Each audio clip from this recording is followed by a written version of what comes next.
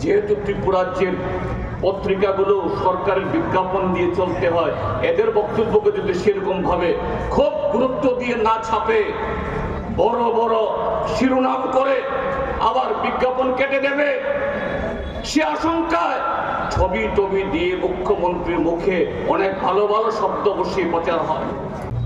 ভারতীয় জনতা পার্টি এই দলের আলাদা কোনো নীতি নেই। আরএসএস যে মনোবাদী দৃষ্টিভঙ্গি নিয়ে পরিচালিত হয়, সে আরএসএস এর অঙ্গ লেখানে এদের নির্দেশে, এদের আদেশে ভারতীয় জনতা পার্টি চলে।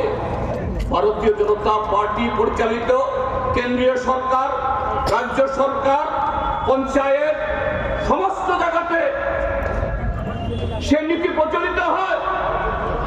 সে আরএসএস এর স্লোগানকে ভারতবর্ষে একমাত্র হিন্দিভাষীদের,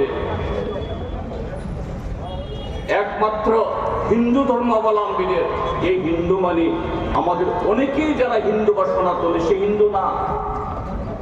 তাদের হিন্দুত্বের সাথে এদেশের প্রকৃত যারা হিন্দু ধর্মী, তাদের ধর্মের সাথে তাদের হিন্দুত্বের কোনো মিল নেই। তাদের স্লোগান হিন্দু, হিন্দি, হিন্দুস্থান। এই হিন্দি, হিন্দু, হিন্দুস্থানে আদিবাসী, তফসিলি জাতি, ধর্মীয় সংখ্যালঘু আর সমাজের যারা অর্ধেক জনসংখ্যায় নারী, নারীদের মর্যাদা, নারীদের অবস্থান, নারীদের মূল্য এই আরএসএস এর অভিধানে নেই। সেই পথে আজকে ভারতীয় জনতা পার্টি পরিচালিত কেন্দ্রীয় সরকার, দিল্লিতে গতকাল থেকে বাজেট অধিবেশন শুরু হয়েছে। সেই বাজেটে আদিবাসীদের, তপশিলীদের, ধর্মীয় সংখ্যালঘুদের, মহিলাদের, তাদের জন্য মুখরোচক এরকম কিছু স্লোগান ছাড়া, স্কিম ছাড়া প্রকৃত অর্থে